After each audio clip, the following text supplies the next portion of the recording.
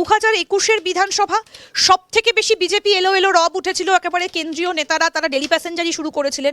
তারপরে 2024-এর লোকসভা আশানুরূপ ফল হয়নি। তাহলে কি শুভেন্দু অধিকারীর ওপর কোথাও গিয়ে একটু ভরসা হারিয়ে ফেললেন?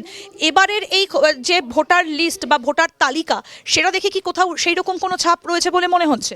দেখো, গোটা যে এখনো পর্যন্ত 144-এর পর আজকে যে লিস্টটা ঘোষণা হয়েছে, এই দুটো লিস্টে এখন দেখা যাচ্ছে যে অবশ্যই পূর্ব মেদিনীপুরে শুভেন্দু অধিকারীকে একটা বড় গুরুত্ব বা জায়গা কিন্তু দেয়া হয়েছে।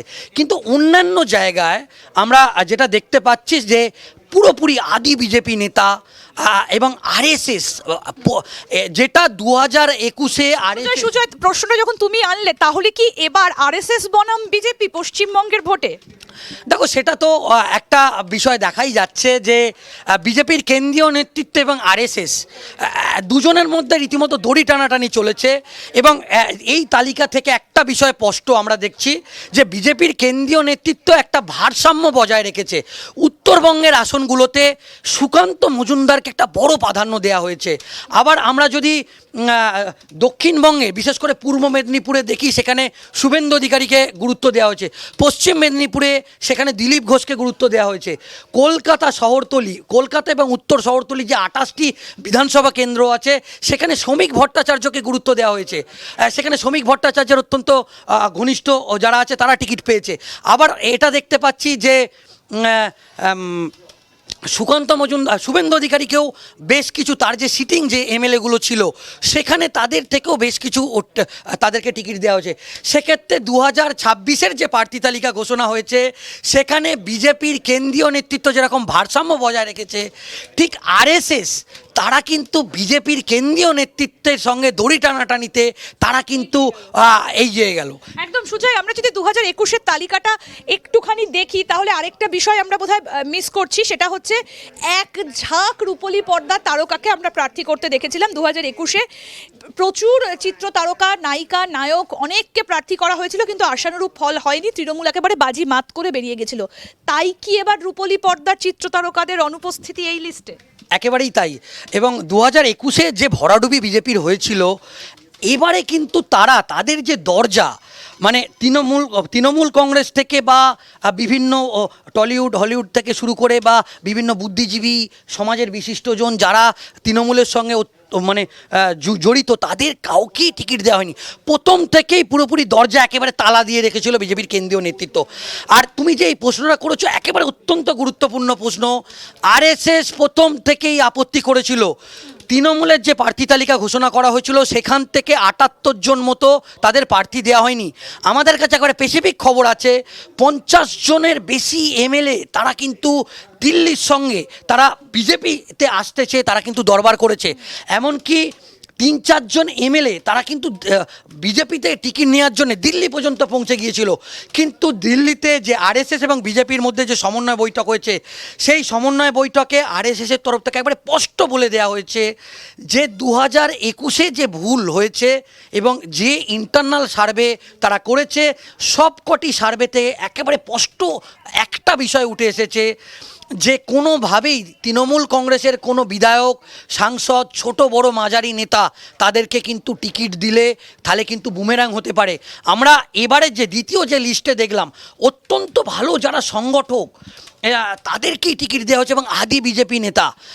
এবং সেখান থেকে আমরা যদি তুমি দেখো যে শশী পাঁজার বিরুদ্ধে যাকে প্রার্থী করা হয়েছে, তিনি হচ্ছেন পূর্ণিমা চক্রবর্তী। তিনি হচ্ছে মহিলা মোর্চার উত্তর কলকাতার প্রাক্তন মহিলা মোর্চার জেলা সভাপতি। তো এই রকম সাংগঠনিক যারা নেতা নেত্রী আছে তাদেরকে তুলে ধরা হয়েছে। এবং আরএসএস, বিশ্ব হিন্দু পরিষদ সহ বিভিন্ন যে শাখা সংগঠনগুলো আছে, তাদের সমর্থিত বেশ কিছু নাম, যে নামগুলো একেবারে সেই এলাকার যাদেরকে বলা হয় ভূমিপুত্র বা ঘরের ছেলে, তাদেরকে তুলে নিয়ে আসা হয়েছে। একদম সুজয়, তুমি শুরু করেছিলে, আমি তোমাকে অন্য প্রসঙ্গে চলে গিয়েছিলাম এই কথাটা বলতে বলতে। সেটা হচ্ছে এই যে তুমি যেটা বললে যে বিপ্লব দেব একাধিক মানুষকে ফোন করেছেন, সেখানে দাঁড়িয়ে তিনি প্রত্যেক দিন আনকোরা নতুন মুখের ওপর ভরসা করেছেন।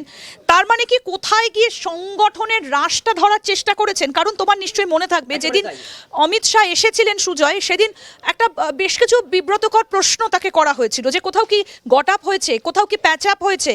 তাহলে এই যে একাধিক বিষয় তুলে ধরা হয়েছিল, তাহলে সংগঠনে কাকে মানা হবে, কে আসল নেতা, এই একাধিক আপত্তিজনক প্রশ্ন সেই সময় করা হয়েছিল সাংবাদিক বৈঠকে। তারপরেই কি এই রাশটা টেনে ধরা হলো সুজয়? একেবারে তাই। বিজেপির কেন্দ্রীয় নেতৃত্ব দুটো খুব অত্যন্ত গুরুত্বপূর্ণ সিদ্ধান্ত নিলেন। আমরা দেখলাম যে নিউ টাউনের একটি 5 তারা হোটেলে সেখানে সবাইকে ডেকে পাঠানো হলো। তার অনেক আগেই কেন্দ্রীয় স্বরাষ্ট্রমন্ত্রীর ডাকে কামব্যাক হয় দিলীপ ঘোষের, এবং আমার এখনও ওই বিষয়টি মনে আছে। সেই বৈঠকে একেবারে এ রাজ্যের যারা শীর্ষস্থানীয় মুখ, প্রথম সারি, দ্বিতীয় সারি, তৃতীয় সারি, প্রথম সারিতে বিজেপির কেন্দ্রীয় নেতৃত্ব, দ্বিতীয় সারিতে এ রাজ্যের নেতারা একেবারে শীর্ষস্থানীয় মুখ শুভেন্দু অধিকারী, সুকান্ত মজুমদার, দিলীপ ঘোষ, এবং তৃতীয় সারিতে এ রাজ্যের আরএসএস নেতারা। 3টে সারিতে তাদেরকে বসানো হলো। বসিয়ে একটা বার্তা সবাইকে একেবারে স্পষ্ট করে বার্তা দিয়ে দেওয়া হলো বিজেপির কেন্দ্রীয় নেতৃত্বের পক্ষ থেকে, যে 2026-এর বিধানসভা নির্বাচন, 2021-এর বিধানসভা নির্বাচনের ভুল থেকে শিক্ষা নিয়ে এবারে প্রধানমন্ত্রী স্বয়ং চাইছেন এবং বিজেপির কেন্দ্রীয় নেতৃত্ব চাইছে যে যে করেই হোক এবার 2026-এ তারা সরকার তৈরি করবে, এবং তার জন্যে কোনো গোষ্ঠীদ্বন্দ্ব তারা বরদাস্ত করবে না। শ্রমিক ভট্টাচার্যকে যতটা বিজেপির কেন্দ্রীয় নেতৃত্বের দরকার, সুকান্ত মজুমদারকে ততটাই দরকার, শুভেন্দু অধিকারীকে যতটাই দরকার, দিলীপ ঘোষকে ততটাই দরকার। এবং একদম আমরা যেটা জানতে পাচ্ছি, কেন্দ্রীয় স্বরাষ্ট্রমন্ত্রী তিনিও যখন অভ্যন্তরীণ বৈঠক করেছেন, সেখানে একটা বিষয়ে বার্তা দিয়েছে যে তিনি এরকম একটা বিষয় উদাহরণ দিয়েছে যে বাংলাদেশের যে ঘটনা হবার পর তিনি একেবারে স্পষ্ট তার বক্তব্য যে বাংলাদেশে যে রাজনৈতিক অস্থিরতা তৈরি হয়েছিল, তারপর পশ্চিমবঙ্গকে তারা চাইছে।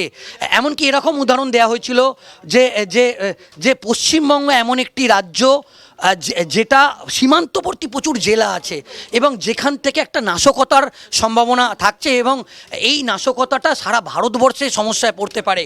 তো সেক্ষেত্রে এমন কিছু উদাহরণ দেওয়া হয়েছিল, এবং এ রাজ্যের শীর্ষস্থানীয় আরএসএস নেতাদের একদম। আমি এই আরএসএস এর পয়েন্টটাতে একটু আসবো সুজয়। তুমি বলছো যে প্রত্যেককে সমানভাবে দরকার। আমরা দেখেছি যে 2024 পর্যন্ত এই যে মেদিনীপুর, শুধুমাত্র তো পূর্ব মেদিনীপুর নয়, পশ্চিম মেদিনীপুর, মানে মেদিনীপুরটা পুরোটাই অধিকারী পরিবারের গড় হিসেবে পরিচিত। আবার দিলীপ ঘোষ খাতায় কলমে যিনি বিজেপির সবথেকে সফল রাজ্য সভাপতি, তারও কিন্তু আবার পশ্চিম মেদিনীপুরে একটা বড় অংশের সমর্থন রয়েছে। কিন্তু আমরা দেখেছি 2024-এর লোকসভা ভোট পর্যন্ত শুভেন্দু অধিকারীকে মান্যতা দিয়েই কিন্তু সেখানে ভোটে কাকে দাঁড় করানো হবে, কে প্রার্থী হবে, সেগুলো নির্ধারিত হয়েছিল। কিন্তু এবার আমরা দেখলাম পূর্ব মেদিনীপুর মানে নন্দীগ্রাম শুভেন্দু অধিকারীর জন্য ছেড়ে রেখে খড়গপুর সদর মানে পশ্চিম মেদিনীপুরেরই আরেকটা অংশ, সেখানে দিলীপ ঘোষকে তার জায়গায় ফিরিয়ে দেওয়া হলো। তাহলে কি এটা কোথাও গিয়ে এই বার্তা দেওয়া যে সকলকে একসঙ্গে থাকতে হবে, দলের ভেতরে গোষ্ঠীদ্বন্দ্ব আর মানা হবে না, বা একচেটিয়া শুভেন্দু অধিকারীর দিন শেষ?